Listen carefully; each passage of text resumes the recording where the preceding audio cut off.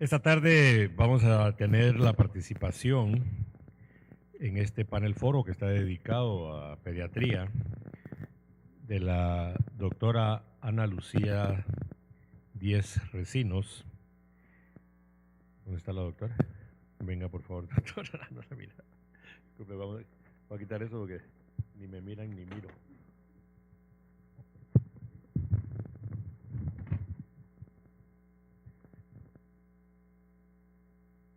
Buenas tardes, doctora. La doctora es médico y cirujano, egresado de la Universidad Francisco Marroquín, especialista en pediatría y área específica en el Hospital Universitario Materno Infantil Insular Las Palmas, España.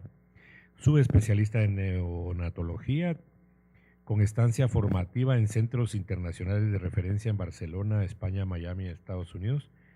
Máster en neonatología acreditada en Valencia, España, especialización de neurodesarrollo del niño y del adolescente en la Universidad de San Carlos de Guatemala. Ya con eso espero. Servicios prestados, trabajo como médica especialista de neonatología en el Hospital Universitario Materno Infantil de Las Palmas, España, jefe de sección de la unidad de neonatología del Hospital Roosevelt desde 2014 a la fecha, médico de cortesía del Hospital Herrera y Erandi, Centro Médico Nuestra Señora del Pilar y Universitario La Esperanza, catedrática invitada de la Facultad de Medicina Francisco Marroquín en programas de pregrado, área de pediatría, instructora del Centro de Simulación Avanzado de la Facultad de Medicina de la Universidad Francisco Marroquín desde 2014 a la fecha. Otras actividades: es asociada y miembro activa del Colegio de Médicos y Cirujanos de Guatemala, Colegio de Médicos y Cirujanos de Las Palmas, España, de la Sociedad Española de Pediatría Extrahospitalaria, de la Sociedad Española de Neonatología, de la Sociedad Iberoamericana de Neonatología, de la Unidad Nacional de Perinatología, UNAPER, secretaria de la Junta Directiva actual de la Asociación de Perinatología y Neonatología de Guatemala. Creo que no le queda ninguna asociación por visitar. Bienvenida, doctora, le vamos a agradecer toda su experiencia y sus conocimientos aquí para los colegas.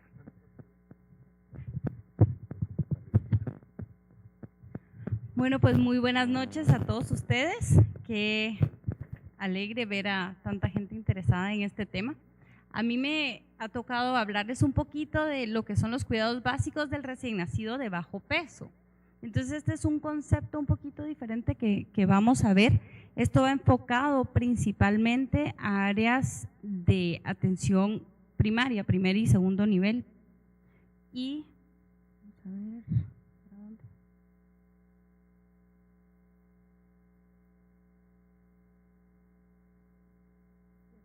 Bueno, pues la charla está distribuida de la siguiente manera. Primero vamos a ver una breve introducción de lo que son los cuidados esenciales del bebé pequeño o del bebé de bajo peso. Vamos a definir a estos niños y clasificarlos. Vamos a repasar el algoritmo de actuación. Vamos a dar recomendaciones y las conclusiones del tema. Y entonces, si vemos, 1 de cada 5 a 10 bebés es pequeño al nacer. Y los bebés pequeños o de bajo peso tienen mayor riesgo de morir. De este grupo, sabemos que en nuestro país casi el 30% de los bebés tienen cierto grado de restricción del crecimiento. Entonces vamos a tener un gran número de bebés que son de bajo peso al nacer. 35% de la mortalidad neonatal se debe a complicaciones por prematuridad. Estas complicaciones son la principal causa de muerte en menores de 5 años y los cuidados esenciales de bebés pequeños o de bebés de bajo peso se va a enfocar en eso, principalmente en bebés de bajo peso al nacer, menores de 2.500 gramos y en el prematuro. Y entonces vamos a hablar un poquito del currículum de la Academia Americana de Pediatría junto con USAID, y ellos tienen un programa para mejorar la supervivencia y la calidad de atención materno-neonatal principalmente. Y entonces vamos a ir explicando en resumen de qué se trata este curso. Entonces, los fundamentos para la atención de estos niños van a ser el cuidado térmico, la alimentación, la prevención de infecciones, acostumbrarnos a hacer una evaluación rutinaria, diaria, tanto del bebé como de la mamá, reconocer los problemas y signos de peligro y estabilizar y transportar, saber cuándo referir a esos niños. Y entonces aquí vemos el algoritmo que vamos a hablar un poquito esta noche. Y si vemos, es un plan de acción que nos dice, bueno, ustedes prepárense.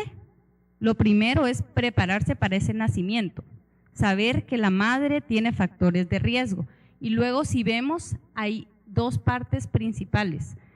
Una amarilla, que no es esa verde que nos encantaría, que es la mamá con el bebé, todo bien, sino es, bueno, todo está relativamente bien, vigilemos, porque puede que las cosas marchen muy bien o puede que se compliquen.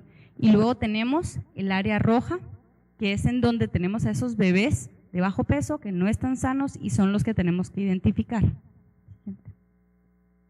Y entonces empezamos con lo que decíamos. Tenemos al bebé de bajo peso que va a nacer. Lo primero es proveer cuidados esenciales para bebés pequeños. ¿Y qué significa esto?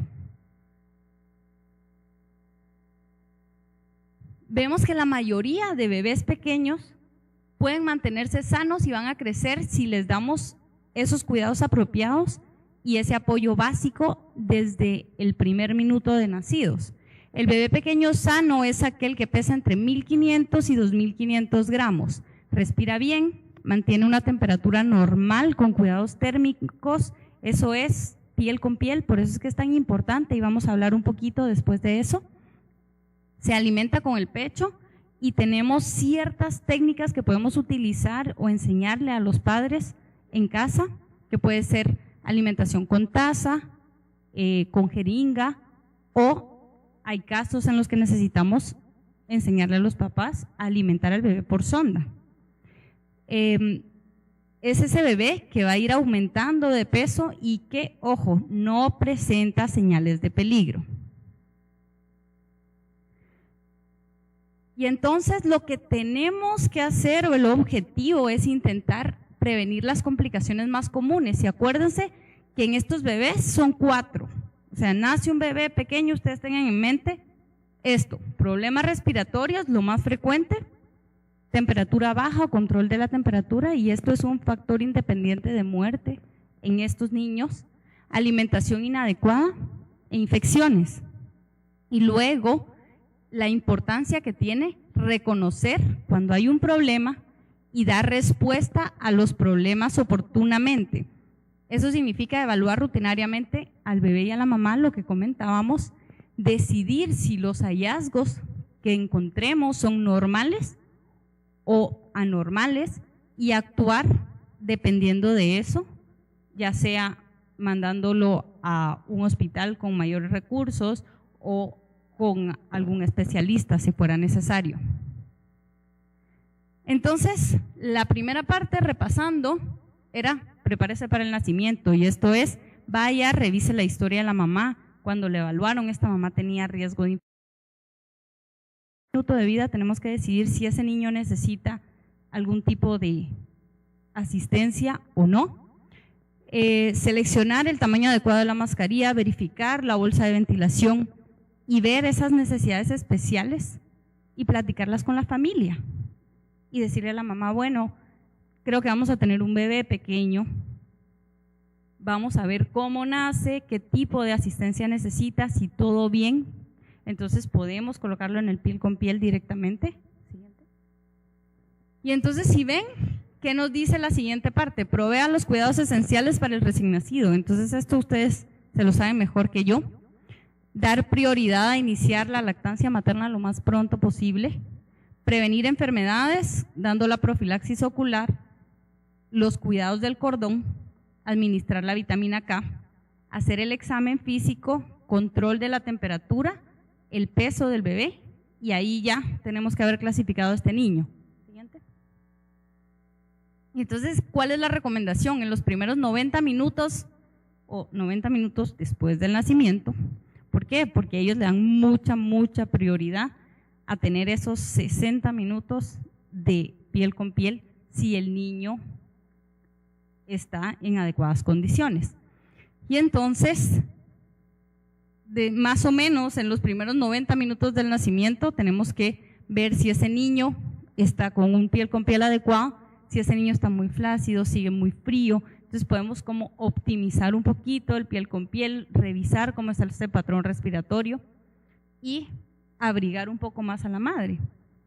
Si no, podemos poner al papá a hacer piel con piel, porque ustedes acuérdense que los papás calientan 1 grado más que las mamás. Entonces también es otra de las alternativas que tenemos. Siguiente. Y entonces vamos a clasificar a los bebés. 2 cosas muy importantes: ver si es un bebé pequeño sano o un bebé pequeño no sano. Un bebé pequeño sano va a pesar entre 1.500 y 2.500 gramos. Mantiene la temperatura normal con cuidados térmicos, eso significa en piel con la mami. Respira bien, y los bebés no sanos son los que pesan menos de 1.500 gramos, que estos niños sí necesitamos referirnos. Desarrolla un problema o presenta alguna de las señales de peligro, y ojo, estas son las señales de peligro. Tenemos una respiración rápida o tiraje costal severo, la temperatura es menor de 35 grados centígrados o mayor de 37,5, o sea, nace con temperatura alta, falta de movimiento o convulsiones. Y entonces aquí vemos ilustrado cómo debería de ser el adecuado posicionamiento. La posición está en ranita para el piel con la mamá. Cómo podemos ayudar a la señora que ella detenga al bebé, y nosotros vamos ayudándola a colocarse ya sea una faja y luego ya la camisa o la bata para prevenir que ese bebé se enfríe. Aquí está la posición ya cuando la mami está acostada, y si ustedes ven, aquí es cuando pueden tomar la temperatura del bebé y ver, bueno, este bebé está estable, pero no es suficiente el piel con piel, le pueden abrigar a la mamá un poco más.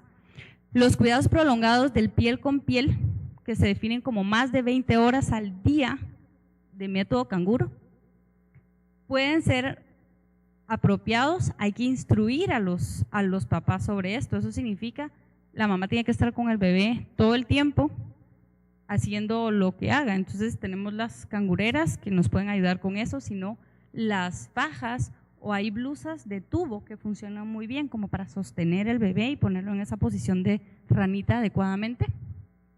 Y entonces hay que instruir a la mamá y decirle, bueno señora, si usted tiene que ir al baño, tiene que bañarse o tiene que hacer algo más, perfecto.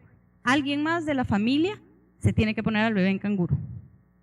Pero lo que uno no quiere es que la mamá se lo quite del canguro, todo lo que habíamos ganado ahí lo deja en una esquinita, y cuando regresa el bebé con una gran apnea y frío. Entonces hay que guardar la temperatura del bebé e intentar también formar al resto de la familia.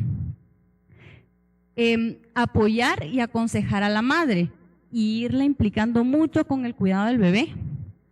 Evaluar al bebé durante el cuidado piel con piel, y hay que enseñarle a la mamá, mire señora, esta es la actividad normal del bebé, esto es lo que se tiene que mover, se está moviendo muy poquito, se está moviendo mucho. Entonces, para que ella también sepa cómo está la actividad del bebé, cómo serían los movimientos de convulsiones, la respiración, si es una respiración confortable versus una respiración rápida con dificultad respiratoria, o pausas de apnea.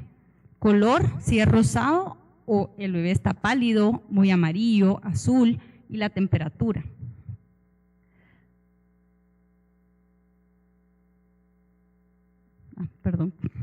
Lo siguiente es apoyar la lactancia materna. Entonces, asegúrense de que la madre logre tener una buena posición. Entonces, ver las necesidades, o sea, sabemos que estos bebés van a tener más necesidades que un recién nacido 40 semanas, que se va a enganchar al pecho muy bien desde el principio. Entonces, estos bebés van a necesitar, que estimulemos el pezón antes de la alimentación, un posicionamiento como más cuidadoso. Lo que van a hacer es lamer, porque a veces no tienen tanta fuerza para succionar el pecho, entonces hay que enseñar a la mami cómo hacerse una extracción manual. Y entonces vamos a evaluar también la efectividad que tiene ese bebé para succionar al pecho. Vamos a saber que un niño está adecuadamente alimentado cuando logra succionar por lo menos 10 minutos en cada lado, luego duerme, entre comidas, 2 a 3 horas. Esto es muy, muy importante. Tiene que mojar entre 6 y 8 pañales al día, orina. Y no pierde más del 10% del peso al nacer en la primera semana. Si un bebé no puede hacer esa lactancia efectiva, entonces vamos a tener, ahora sí, esos métodos alternativos que nos van a apoyar un poquito. Entonces vemos cómo la madre logra extraerse la leche manual. Y aquí son 3 cosas importantes. Entonces, cuando se extrae la leche, la mamá debe almacenarla en un recipiente limpio, debe mantenerla en un lugar fresco y a temperatura ambiente, más o menos 6 horas, idealmente que no pase de 4 horas con estos calores que hacen. Si ha pasado más de 6 horas sin refrigeración, entonces hay que tirarla. Entonces la recomendación es que se la extraiga justo antes de darle de comer al bebé y hacer por lo menos 8 extracciones al día, mínimo. Y entonces esto nos va a ayudar también para lograr medir el volumen que este bebé está comiendo. Siguiente. Y la forma en la que se la vamos a dar. Entonces podemos dársela con taza, con jeringuita. Vamos a ver esas señales que el bebé empieza a tener hambre cada 2 a 4 horas, va sacando la lengüita, está como buscando. Entonces vamos a ver realmente que ya va estando más activo y vamos a lograr hacer esa transición al pecho. Luego la colocación de la sonda, que es otra de las herramientas que se puede utilizar y se puede enseñar a la mamá a llevarse al bebé con la sonda y darle la lechita por la sonda, que es cuando la alimentación por taza o por jeringa, si es sin funcionar completamente, podríamos usar esta técnica. Y vamos a repasar nada más la técnica que todos ustedes ya se saben, pero acuérdense siempre de esa higiene de manos, escoger el tamaño correcto de la sonda entre 5 y 6 French, y si ven es nasogástrica.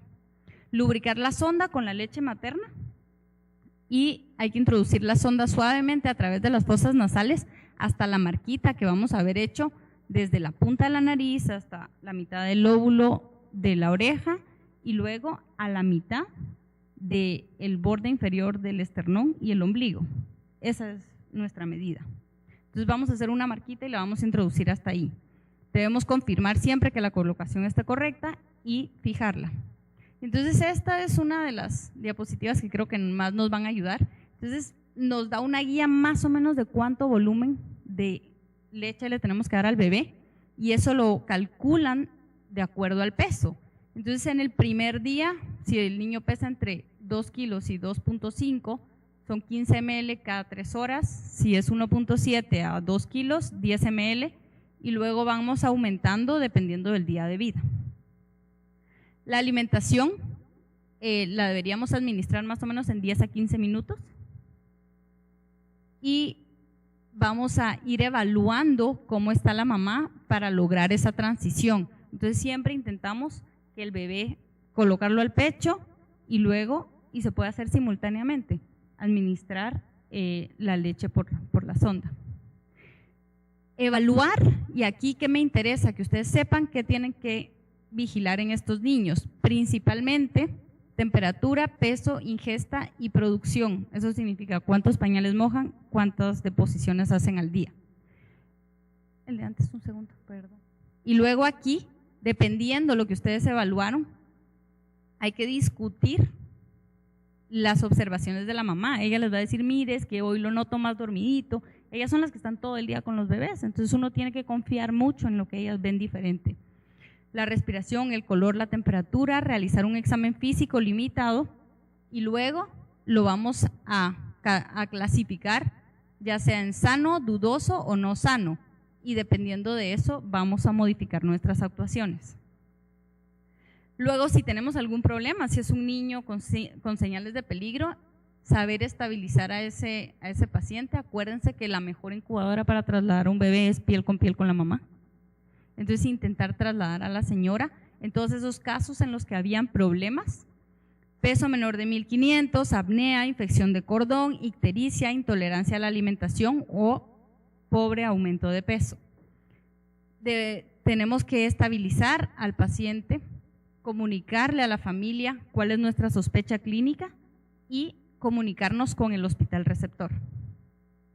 Luego, dar ese plan educacional y repasar los cuidados que hay que dar en el hogar a estos bebés y ir haciendo esa transición y decidir cuándo el bebé esté listo para ir a casa.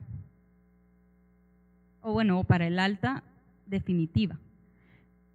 Repasando un poquito, la higiene de manos, acuérdense los 5 momentos para prevenir infecciones antes del contacto con el paciente, que sería antes de tocar al bebé, antes de una tarea limpia, que sería preparar la leche del bebé, después del contacto con el paciente, después de riesgo de exposición con fluidos corporales o después del contacto con el entorno.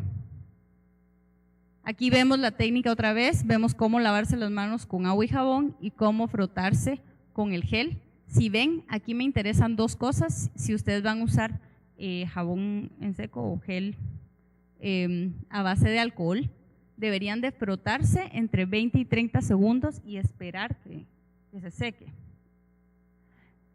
Y si es con agua y jabón, el procedimiento debería durar entre 40 y 60 segundos. Repasando otra vez, vemos que está el área amarilla, el área roja, que tenemos que saber cuándo enviar a un bebé para recibir atención avanzada, y luego la mamá feliz y contenta con el bebé en canguro, que nos puede ir muy bien si aplicamos todos los cuidados y las recomendaciones.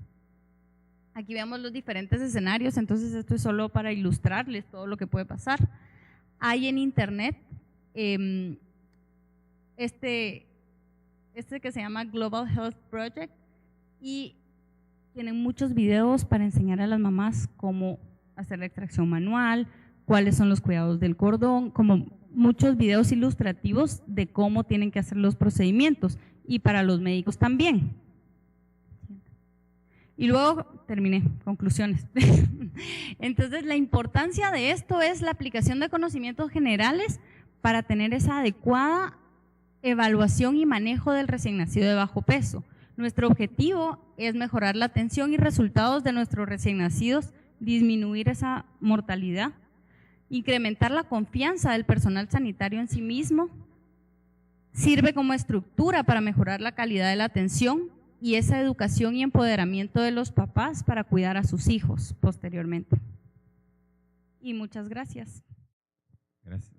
Tengan buenas noches. Agradezco al Colegio Médicos haberme hecho esta invitación y a la asociación permitirme pues representarla y dar esta conferencia.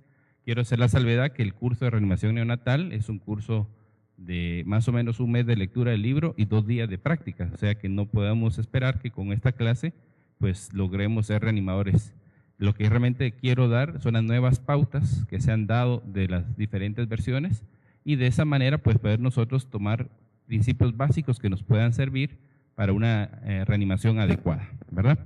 Entonces, para comenzar, tenemos que ver que las guías de reanimación neonatal vienen de varios estudios. Eso lo hace el Colegio de Asociación Americana de Pediatría con diferentes congresos y diferentes comités, y lo que hacen es hacer análisis de la medicina basada en evidencia para poder evaluar estas situaciones. Entonces, cada 4 años se hacen las renovaciones que se necesitan. Algunas de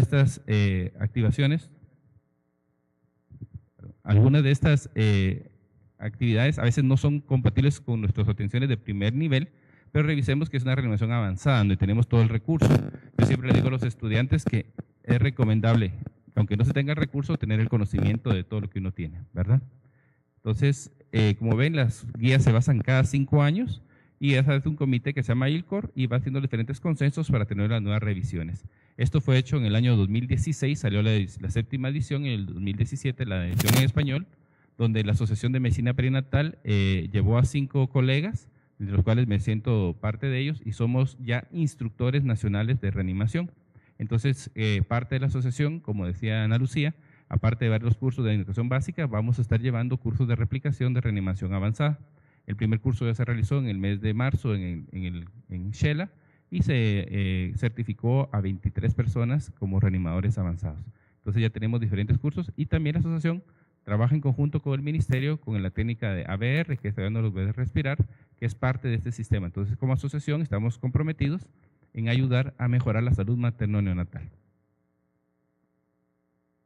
Entonces, ¿qué vamos a empezar a hablar? Primero, vamos a ver cambios fisiológicos. Es muy importante conocer el cambio fisiológico del niño, así como dicen que los pediatras no son un adulto chiquito, también un recién nacido no es un niño chiquito, es un recién nacido, tiene una fisiología normal diferente en los primeros 28 días que hay que conocer para dar un tratamiento adecuado. Los factores de riesgo que mencionó Ana Lucía, yo voy a recalcar algunos pequeños para que aquel parto que tiene complicaciones estar listos para una mejor reanimación. Las secuencias que hay que seguir en el paso de reanimación y el personal necesario. ¿Verdad? El equipo y personal generalmente va a ser un médico o 2 personas instruidas o capacitadas en reanimación neonatal. No importa que sean médicos, enfermeras, estudiantes, una vez estén capacitados, tienen la capacidad de poder hacer una buena reanimación. Otra cosa importante es con respecto a quiénes vale la pena reanimar. A veces cuando nosotros vemos a los pacientes dicen que el 90% de los niños nacen vigorosos, o sea que nacen bien, llorando, con buen tamaño, buen peso y todo esto, ¿verdad? Entonces solamente el 10% va a necesitar algún tipo de reanimación. Y esa reanimación muchas veces solo queda con secar al paciente y dar ventilación con presión positiva. Pero de esos que nacen malos, de 1 a 3 por 1000 nacidos vivos, va a requerir una reanimación mayor, que es una intubación, una compresión torácica y medicamentos. Entonces, ¿qué es básico? Es muy importante que el médico general y el pediatra y el neonatólogo y el personal de salud que atiende partos sepa que con dar una ventilación en bolsa de mascarilla vamos a sacar casi el 90% de los pacientes. Entonces, eso es lo más básico en encontrar, pero aquellos que se nos complique, pues tener el conocimiento para dar el tratamiento, o si no, saber a dónde referirlos. Entonces, aquí vamos a ver que es muy importante que intraútero no hay un intercambio gaseoso. Los pulmones no se han utilizado, los alveolos están llenos de líquido, hay vasoconstricción arteriolar y hay una disminución del flujo pulmonar. Por favor. Entonces, aquí van a ver cómo la frecuencia, cuando el paciente respira o nace, vamos a ver que el cordón umbilical pasa hacia la placenta, viene el cordón umbilical hacia la madre, pasa al conducto venoso de Arancio, llega al ventrículo derecho, esto pasa por el foramen oval a la aurícula izquierda, de ahí por el ventrículo izquierdo al resto de la circulación. La sangre que viene del cuerpo más la vena cava superior llega a la aurícula derecha, pasan al ventrículo derecho, pasan a la pulmonar, pero como los pulmones están llenos, pasa a través del ductus arterioso hacia la aorta y se convierte en una circulación general. A través de las arterias ilíacas umbilicales, vamos a ver que salen a las ilíacas primitivas, la arteria umbilical, llega a la placenta, se oxigena y regresa. ¿Por qué es muy importante esto? Porque cuando el niño nace y se pinza el cordón umbilical, él era necesidad de utilizar sus pulmones para oxigenarlos. Y si ese proceso no se lleva a cabo, es donde vamos a tener la mayor cantidad de problemas que vamos a manejar. Entonces, veamos los pulmones. Vean aquí el color de las arterias, están vasocostenidas, el alveolo está lleno de líquido. Pongamos el video, por favor. Entonces, en la primera respiración, lo que pasa es que el alveolo se vacía. Perdón, ahí regresemos, por favor. Solo un clic ahí.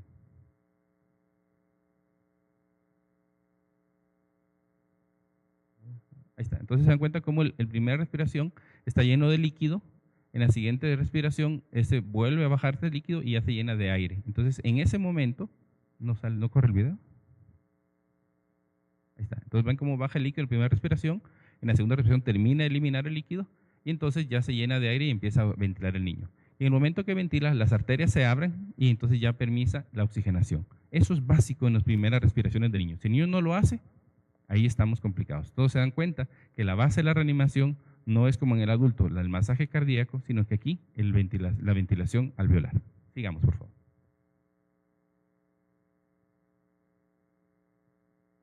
Entonces, aquí vemos los factores de riesgo. Los factores de riesgo pueden ser previos al parto y uno los tiene que identificar y buscar. Madres preeclámpticas, madres con embarazos gemelares, madres con algún tipo de enfermedad patológica o alguna otra cosa que tengamos asociada. Creo que es la bocina. Bueno, entonces es importante identificar esos factores que son preparto para que uno los pueda tener en cuenta. Pero también existen factores durante el parto que nos pueden dar.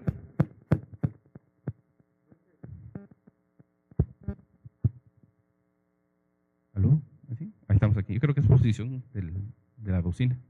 Entonces tenemos que tener en cuenta los factores que pueden ser intraparto y que cualquiera de estos que aparezca va a dar una alteración de la ventilación normal al reanimar. Entonces, si aparecen más de un factor, es prematuro, madre precámptica, embarazada, y aparte eso tiene paro en expulsión o embarazo múltiple, entre más factores tenga, mayor es el riesgo. Entonces es bien importante conocer esto para que el paciente no se complique. Entonces, aquí es bien importante que le pongan atención al muñequito y quiero que por favor que vean las gráficas que van a aparecer. Antes de poner el video, pongamos en atención de que cuando el paciente no respira o no hay una buena ventilación pulmonar, no se oxigena el pulmón o no se oxigenan tampoco los vasos sanguíneos, entonces el paciente llega a una mala perfusión, produce un daño múltiple y va a producir una muerte. Entonces, veamos cómo está el niño, está en apnea, está moradito, aquí tenemos los movimientos respiratorios, aquí tenemos la frecuencia cardíaca y aquí va la presión arterial. Entonces la presión arterial empieza a bajar cuando la frecuencia cardíaca baja y esto se debe a que el niño no tiene una buena ventilación. Entonces el paciente empieza a sufrir y cuando hay hipotensión empieza a haber asfixia. En el momento que el paciente respira, ¿qué pasó ahí?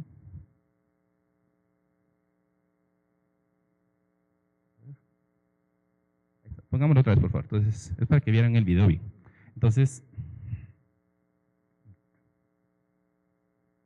Entonces quiero que vigilen cómo hace el niño la respiración. En el momento que él entra en apnea y no respira o nace sin respirar, la frecuencia cardíaca empieza a bajar. La frecuencia cardíaca, en el momento que baja, empieza a producir también hipotensión. Entonces el paciente empieza a tener daño celular y muerte. Entonces, en el momento que el paciente es bien ventilado, ¿qué es lo que vamos a hacer nosotros como reanimadores?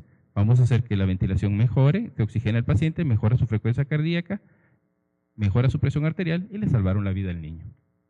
Fácil, ¿verdad? Eso pareciera, pero vamos a seguir. Entonces, eso es lo que tenemos que entender para manejar. El curso de reanimación ha tenido múltiples cambios. De los más importantes, este es el algoritmo general, son 3. 1, el tiempo, antes se hablaban de 30 segundos para hacer esto, ahora es 1 minuto, ¿verdad? La preparación es otra. Segundo, en qué momento se va a intubar, ahora ya es más liberal, se puede intubar antes. Y el uso de oxígeno, se sabe que el uso de oxígeno innecesariamente en el neonato produce lesión de retina y lo deja ciego. Entonces es importante utilizarlo correctamente. Entonces aquí es donde se ha introducido la tecnología como el uso del monitor cardíaco, el monitor de saturación para conocer una adecuada reanimación. Eso lo vemos. Entonces, el requisito para una buena reanimación, y tal vez uno de los más importantes, es la preparación del equipo y organizar a su personal. Muchas veces en los salones o en los hospitales tienen un módulo que está apagado y cuando el niño nace empiezan a calentarlo. Es importante que el módulo tiene que mantenerse caliente, que el ambú tiene que estar funcionando, que tiene que estar limpio, que tiene que haber mascarillas de diferente tamaño, que el laringo tiene que estar listo, que tienen que haber baterías y no que esté bajo llave porque no sea que se lo roben y cuando el niño nace no encuentran las llaves y el niño falla, ¿verdad? Entonces es bien importante que todo esté. Y si ustedes saben que el niño va a ir a atender un parto, o llaman al residente o el médico, o saben que es un parto complicado, avisar que va a ir a atender un parto practicado, cuáles son los factores que se detectaron, según vimos en la lista anterior, para que de esa manera el personal sepa qué hacer cada uno en el momento. Porque a veces llegan todos a querer hacer lo mismo, entonces entonces está uno reanimando y todo el mundo, dale a esto, dale oxígeno, ponele, no, estimularlo, y nadie lo ayuda. O sea, son como 4 órdenes para las mismas manos. Entonces es importante que el trabajo en equipo sea básico. Y lo que maneja ahora la reanimación en estos libros es sobre todo el manejo en equipo para un trabajo adecuado y ordenado. Entonces, cuando usted lo llaman a atender un parto, o que le van a avisar que va a atender un parto, hay que prepararse antes de eso. Y las 4 preguntas básicas que va a hacer antes de atender un parto es, ¿cuál es la edad gestacional del paciente? ¿Es a término o postérmino? Suficiente para tomar una decisión de qué va a pasar. Equilibrio líquido amniótico, ¿se sabe? ¿Es claro o está con membranas íntegras? Conocer ese detalle. ¿Cuántos bebés esperan? Si hay gemelos, muchas veces se tiene que tener un equipo de reanimación para cada bebé. No creo que en el mismo módulo hacemos un poquito para acá, un poquito para allá. Yo saco el primero y me da un cacho de chance en lo que saco el segundo. Y a veces el pediatra quiere sacar 2 para cobrar doble. No, realmente es 1 por cada paciente, ¿verdad? Y si hay factores de riesgo adicionales, pongamos madre preclámptica, madre con cesárea previa, madre que toma medicamentos, diabetes gestacional, un montón de factores que debemos manejar. Entonces, ya con esos datos, ustedes pueden tomar una decisión de una reanimación adecuada. Después de esto ya viene el primer segmento. El primer segmento era lo que les decíamos, ver si el paciente y estar todos los factores de riesgo, nace el bebé y en el momento que nace, las preguntas que yo mismo me hago son 3. ¿Nació a término? tiene un buen tono, o sea, llora, se mueve, o no respira. Con uno que sea sí, si los tres son sí, el niño pasa sus cuidados de rutina, básicos, limpieza y todo lo que vamos a ver después. Pero con uno de los factores que no sean normales, hay que pasar a lo que es el cuidado de reanimación. Y eso lo vamos a ir manejando poco a poco. Entonces, ¿cuáles son los pasos iniciales de la reanimación? Proporcionar calor, colocar la cabeza en posición, despejar la vía aérea, secar, estimular y recolocar al paciente. Eso es lo básico que tienen que hacer ustedes. Entonces, cuando tenemos a un paciente que va a llorar, es importante prevenir la pérdida de calor. Es lo que mencionaba la doctora Ana Lucía, el colocarlo piel a piel. Coloquémoslo, pongamos el video, por favor. Entonces es importante mover al niño, estimularlo, secarle completamente, retirarle los paños húmedos, ¿verdad?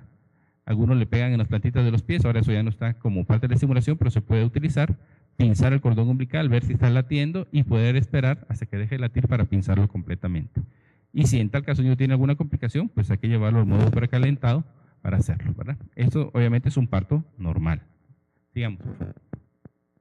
Entonces, cuando vamos a despejar la vía aérea, tenemos que conocer que la vía aérea del recién nacido es fácilmente colapsable, es más pequeño y tiene muchas diferencias anatómicas. Entonces, lo principal es que si ustedes lo hiperflexionan o lo hiperextienden, el paciente va a obstruir su vía aérea. Y entonces, aunque ustedes quieran dejarlo ventilar, no se puede. Porque lo importante es que el paciente tenga una vía aérea con la posición de olfateo para que se alinee la vía aérea superior con la vía de la tráquea para que pueda respirar correctamente. Entonces esa posición de olfateo es muy importante que las personas aprendan a colocarlo, porque a veces le ponen una almohada o los ponen hiperextendidos o los ventilan boca abajo.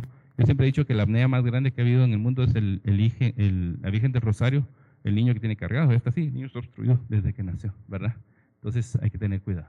Entonces, aquí viene la pregunta y uno de los cambios más importantes. ¿Qué pasa con el meconio? ¿Se recuerdan cuando uno decía meconeado y todo les temblaban las piernas y todo empezaba a echarse la culpa desde la obstetra, de la mamá que no vino, la comadrona que lo atendió, la obstetra, el pediatra que no sabe respirar? Entonces siempre se hablaba y que poner más pilas para intubar al paciente y aspirar la tráquea.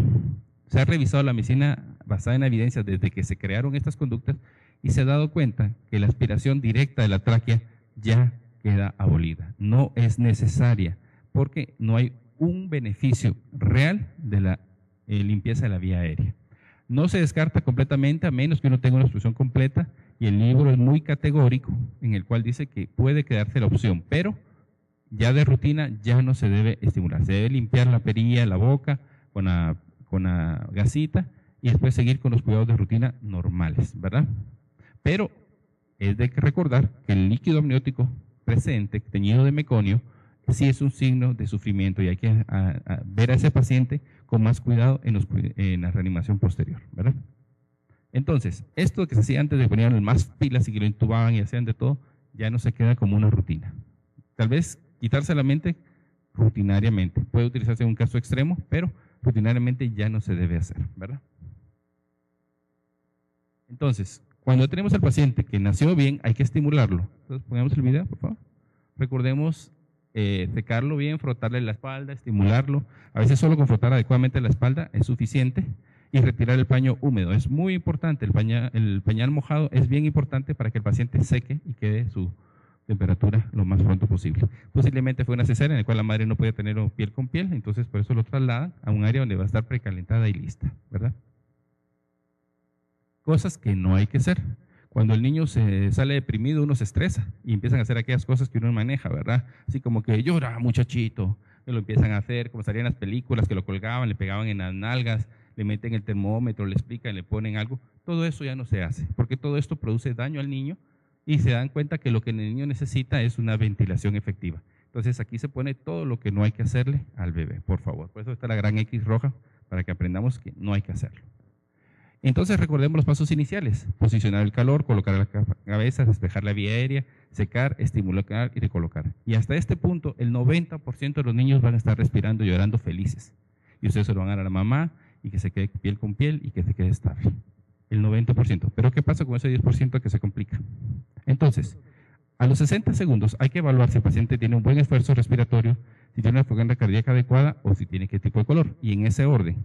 ¿De qué me sirve saber qué color tiene si el paciente no está respirando? Si el paciente no respira, no le va a entrar aire y por lo tanto va a entrar en hipoxia y por lo tanto la frecuencia cardíaca va a bajar y al no haber perfusión va a haber color azul. Entonces, si no respira, tengo que empezar a hacer mis maniobras inmediatamente. Pero es que Mido respira así medio jaladito. Entonces, ¿se toma como respiración o no? Eso lo describe el libro, lo vamos a ver más adelante.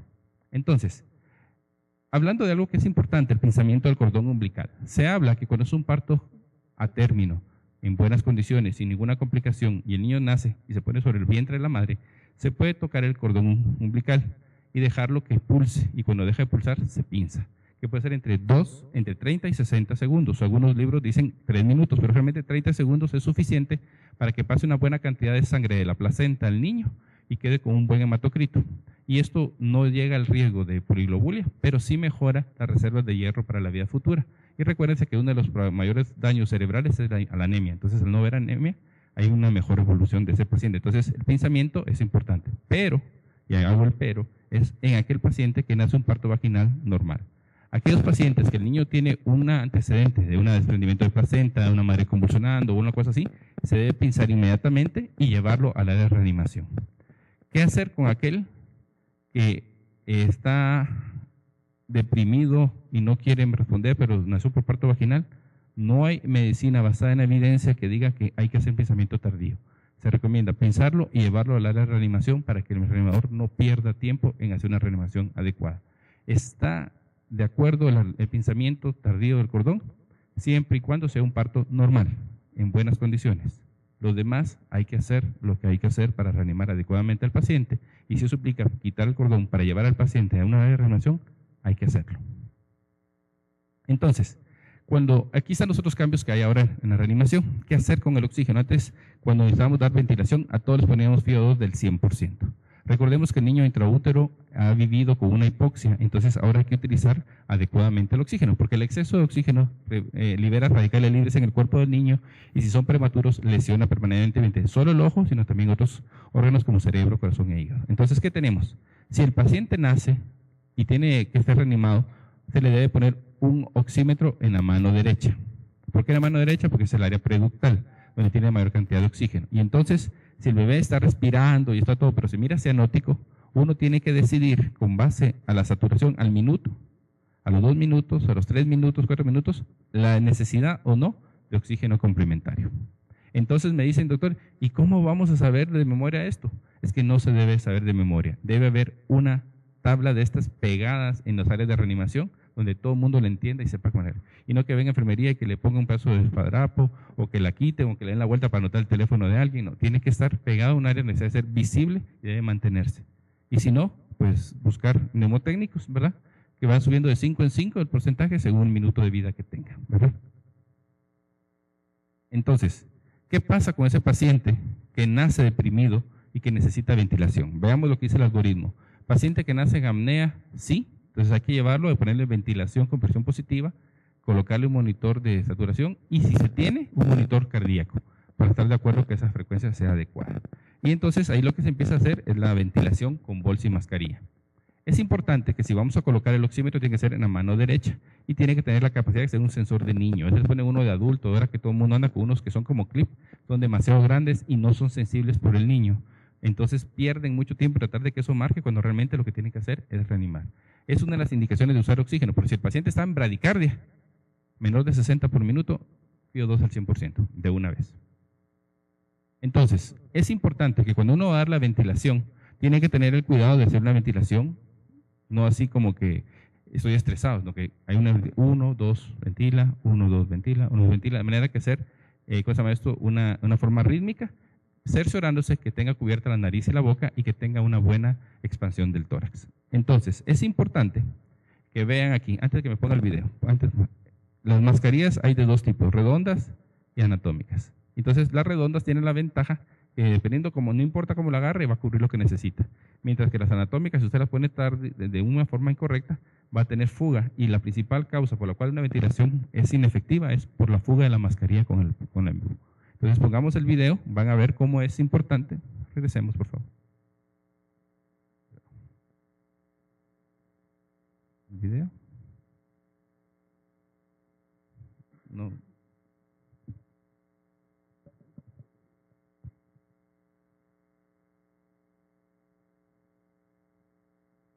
Entonces aquí lo importante es el sello de la nariz hacia la boca, y cuando ven que el paciente expande, es que la ventilación es adecuada. Si no expande, ustedes con las manos lo posicionan y logran colocar y ver la expansión. Esto es lo que salva la vida del niño. Una buena posición, una forma correcta de tomar la mascarilla, de cubrir nariz y boca, y ventilación gentil de suficiente para que ustedes vean si el paciente expande. Porque muchas veces uno en su estrés lo que hace es estar con mucha gana, y lo que va a hacer es reventar la vía aérea y producir un escape de la vía aérea. Entonces, pongamos aquí el siguiente video. Es bien importante que ustedes lo van a hacer 1, 2, ventila, 2, 3, ventila, 2, 3, ventila. Lo pueden hacer con los neopuff, que son situaciones que se pueden graduar mecánicamente, o un buen ambú, que puede ser una bolsa autoinflable o una bolsa de anestesia. Lo importante es que donde ustedes vayan a reanimar, conozcan el equipo que van a utilizar y recuerden cómo va a ser. La reanimación inicial es con FIO2 del 21%. Solo se va a utilizar FIO2 más alto dependiendo la saturación en base a la tabla de gradación que tenemos. ¿Qué pasa si el paciente no expande? ¿Qué pasa si ese paciente al darle ventilación no mejora su frecuencia cardíaca? Tenemos que hacer una revisión de lo que estamos haciendo. Y aquí el neumotécnico que existe es el Mr. SOPA. Entonces, el Mr. SOPA es M de mascarilla, verifica el sello, la R, reposicionar al paciente para que no esté hiperextendido o flexionado, y vuelve a intentar presión. Si con eso no mejora, succione la vía aérea, de repente hay un moquito trabado, trate de abrir un poco la mandíbula para que entre mayor y vuelva a intentar dando presión. Si esto no mejora, aumente la presión. A veces los ambús tienen un sello que les hace venir, o de usted con más fuerza para ver que expanda. Y si aún así el paciente no expande adecuadamente, busque la A, que es una alternativa a la vía aérea, ya sea que lo intube, y si el paciente es difícil de intubar, usar máscaras laringeas, ¿verdad? Eso es bien importante que maneje.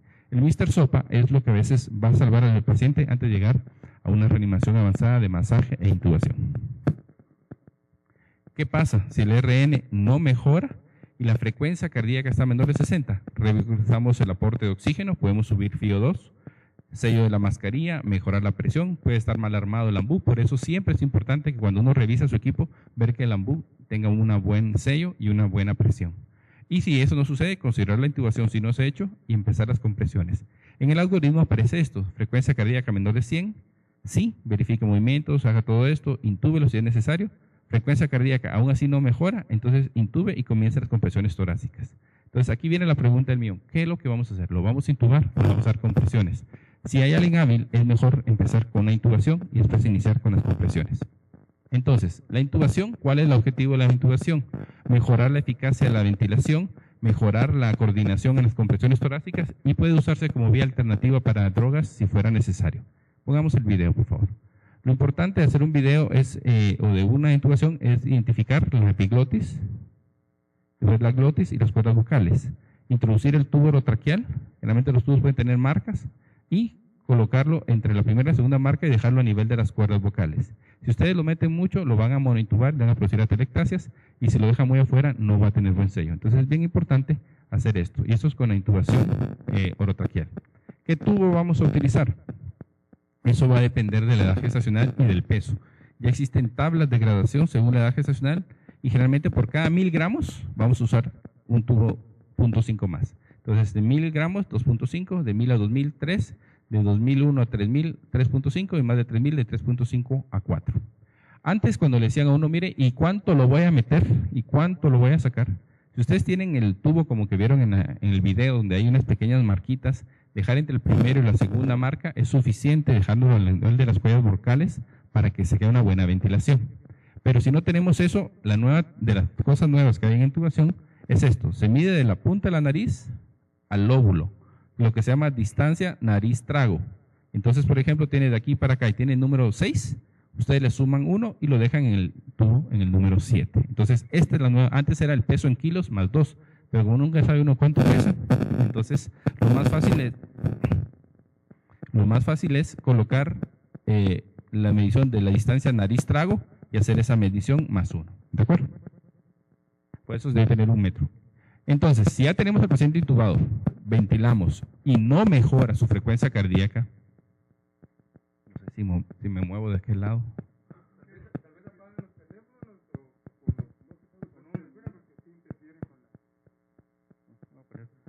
Tal vez de este lado aquí me protege. Bueno, entonces tenemos que ver el lugar del masaje cardíaco. Después de que está ventilado el paciente, buscar una línea imaginaria intermamaria, buscar la línea media external y en el tercio inferior empezar con el masaje. ¿Cuál es la indicación? Y creo que eso viene en la pregunta. ¿Cuál es la indicación de masaje cardíaco? Frecuencia cardíaca menor de 60 por minuto con una ventilación efectiva de presión positiva.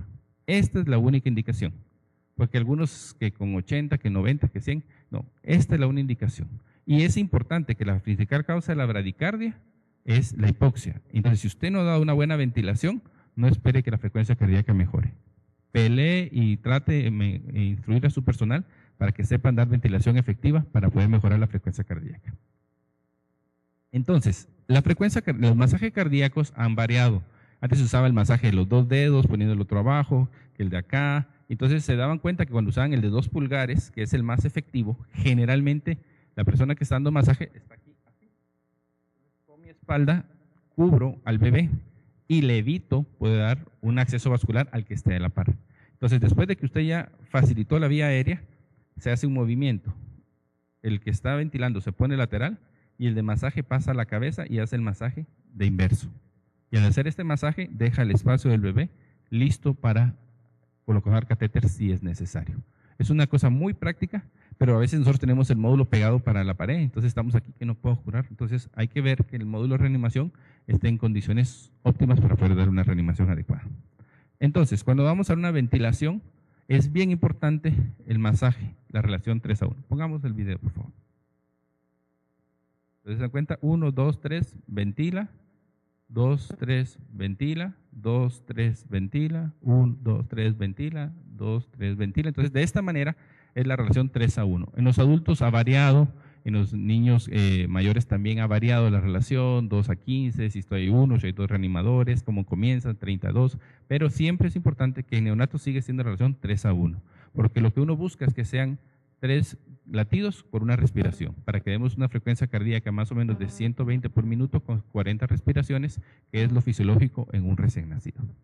Esto debe hacerse un ciclo de 3:1 en un lapso de 2 segundos, más o menos, para que sepan la compresión. ¿Cuánto se va a comprimir? 2/3 del tórax, más o menos, pero ustedes van a darse cuenta que tienen que hacerlo con una medición adecuada, más o menos es 1/3 lo que va a introducirse de los 2 pulgares, ¿verdad? Y los dedos de los pulgares deben estar en la parte de atrás para darle un poco de sostén a la parrilla costal del paciente, ¿verdad? Entonces, de las nuevas introducciones, que yo no estoy muy de acuerdo con esto, pero hay que comprender, es que cuando tenemos un paciente con masaje cardíaco, perdemos muchas veces la correcta medición de la frecuencia cardíaca. Entonces, lo que tenemos que hacer es colocar un monitor cardíaco de 3 filamentos. Obviamente, esto se va a hacer en los hospitales de tercer nivel, pero en los que no hayan, pues recordar que podemos medir la frecuencia cardíaca palpando el cordón umbilical o escuchando la frecuencia cardíaca. Entonces es importante que la frecuencia cardíaca debe ser bien monitorizada después de haber iniciado el masaje y la ventilación, y se da 1 minuto de ventilación y masaje cardíaco para volver a intentar saber cuánto tiene de frecuencia cardíaca. Que 5 segundos, que 10 segundos, no, hay que hacerlo generalmente por 1 minuto completo para después evaluar la frecuencia cardíaca del paciente. Entonces, ¿qué pasa si ese paciente no mejora, no respira, el masaje cardíaco es bien hecho y el paciente no quiere responder? Hay que usar medicamentos, que es la parte más extrema de la reanimación. Entonces, es importante el acceso vascular. Antes se utilizaba solo el catéter umbilical y ahora lo nuevo es el intraóseo. Obviamente, son catéteres especiales. Existe una pistolita que parece de juguete, pero se pone y es como un barreno y se coloca en la pierna, como que fuera un niño más grande la intubación, y esa pistolita en 10 segundos les consigue un acceso vascular. Es lo nuevo y es lo que todos los intensivistas de pediatría o emergenciólogos ganan como que son vaqueros, la pistola porque se puede usar en pediatría y en neonatos. Obviamente es lo nuevo que hay, todavía no hay de estos en Guatemala, pero deben conocerlo. Pero lo que nunca nos falta es un ombligo. Entonces, recordemos, una vena y 2 arterias, la vena es la que tenemos que colocar. Coloquemos el video. Entonces se coloca un catéter, se pinza y se introduce un catéter buscando el catéter y con una jeringa, cuando logra introducir, buscar dónde hay retorno, y en el momento que ya hay retorno, ya es un acceso vascular principal. Si lo quieren colocar central y todo eso lo hacen después de la reanimación. Ahorita lo hacen para colocarlo y dejarlo en un lugar donde ya tiene retorno, es suficiente para infundir medicamentos y soluciones. Entonces, si el paciente está siendo reanimado, no mejora con la ventilación y el masaje, tenemos que empezar a pensar. Entonces, ¿cuándo está la indicación de la adrenalina? Pues está cuando tenemos frecuencia cardíaca menor de 100 y que no mejora a pesar del masaje adecuado. Entonces se va a pensar en primera línea en adrenalina. Recordemos que la adrenalina va a tener un efecto de aumentar la frecuencia cardíaca, la contracción y mejorar la presión periférica. Debe hacerse una concentración 1 en 10.000 y nuestras ampollas son 1 en 1000. Por lo tanto, se debe diluir 1/10 de la ampolla con 9 décimas de agua y eso se introduce. Si es por vía IV, de 0.1 a 0.3 ml por kilo, pero si se va a usar la vía orotraqueal, debe usarse de 0.3 a 1 ml, aunque esta es una vía errática. Generalmente, si no se ha podido colocar el acceso vascular, se acepta el tubo orotraqueal como la primera, pero ya después van a ustedes a colocar una vía intravenosa o intraósea. Es importante que entre una dosis y otra debe haber un tiempo mínimo de 3 minutos, porque a veces iba adrenalina y no ha pasado ni un minuto, porque a pesar de haber dado la adrenalina, tenemos que dar un buen masaje, una buena ventilación para organizar al paciente. ¿Qué pasa si el peine no pasa? Diría el dicho de antes.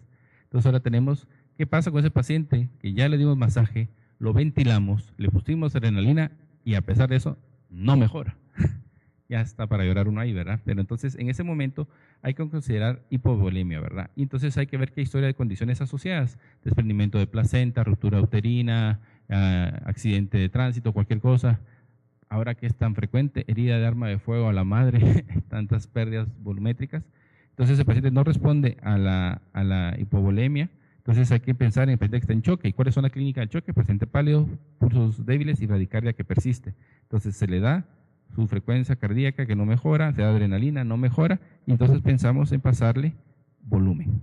¿Qué volumen se va a utilizar? Actualmente el volumen que se utiliza es solamente solución salina al 0.9%. Ya no se usa Harman, solamente salino.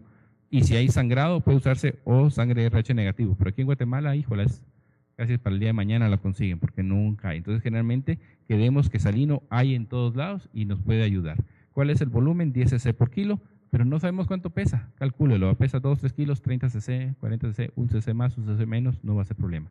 Pero tenemos que pasarlo por la vía umbilical de 5 a 10 minutos. O sea, tampoco así, sino que es de 5 a 10 minutos, mientras le están dando masaje a las otras personas y la ventilación. O sea, no es dejo dar masaje y empiezo a pasar volumen, no.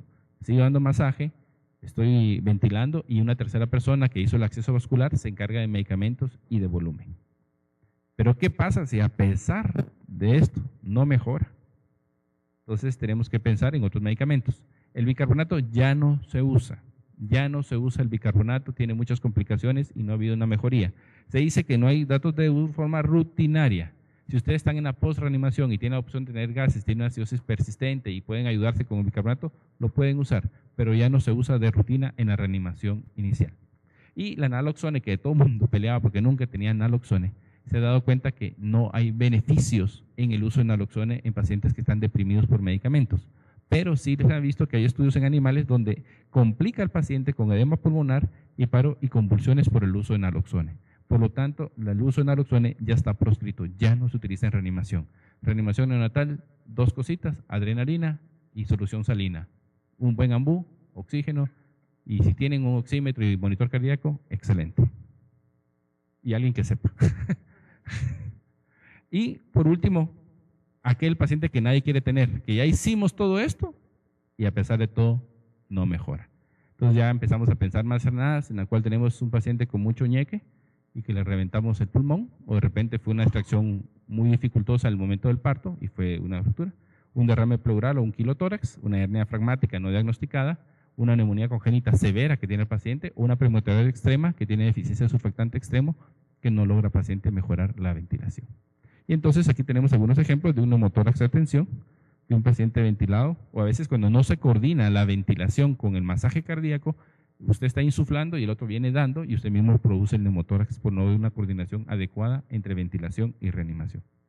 Tenemos otras condiciones como las hernias diafragmáticas y las membranas hialinas extensas, ¿verdad? ¿Qué pasa con estos pacientes? ¿Qué hacemos con ellos? Pues seguir el procedimiento normal y tratar de ver cuándo el paciente ya fallece o no, ¿verdad? Pero hay que recordar que para dar que un paciente ha fallecido son 10 minutos de asistolia y después de 10 minutos pues ya se puede decidir. Si el paciente ha hecho varias veces paro, pues eso dependerá de las conductas del lugar, pero es importante que Si se ha llevado bien este proceso, en un lapso de 3, 5, 10 minutos ya tendría que haber resuelto ese corazón, o realmente el paciente viene con tal daño que va a tener cuidados. Obviamente, no solo reanimación, después de esto, mandarlo a un intensivo y ver qué más se puede hacer. Si usted se mete a hacer esto en un niño ahí en un área rural y lo va a sacar con ventilación porque no tiene nada más, pues solamente le prolongó la agonía, porque ese paciente, si no se traslada a un nivel de mayor complejidad, no va a mejorar. Y por último, recordar que los prematuros tienen otras condiciones. Primero, pérdida excesiva de calor porque son más chiquititos, una piel más débil, mayor vulnerabilidad a la hiperoxia y a la inmadurez pulmonar, por lo tanto van a tener más chance de neumonías y hemorragias intraventriculares, vulnerabilidad a las infecciones, sus barreras inmunitarias son menores, la madurez cerebral de mayor riesgo de hemorragia y mayor volumen sanguíneo. O sea, el niño, es que le saqué 3 cc, pero si el niño pesa 1 kilo, sacarle 6 cc equivale como que ustedes hubieran donado 500 cc. Pero usted le sacó 10 cc porque le sacaron gases, hemato, bilirrubinas, pruebas hepáticas, torch. El pobre niño ya lo exsanguinan y le piden una compa para transfundirle lo que usted le está sacando. Entonces es bien importante que los prematuros deben tratar de buscarse volúmenes pequeños y fórmulas de micrométodo. Sácale tiempos, pero solo hay de adultos y unos tubones, así que hay que echarle 5 cc. Entonces hay que tener mucho cuidado en los laboratorios que se piden y el uso correcto de los laboratorios y su interpretación. Entonces, todo esto pone en riesgo a nuestros prematuritos, ¿verdad?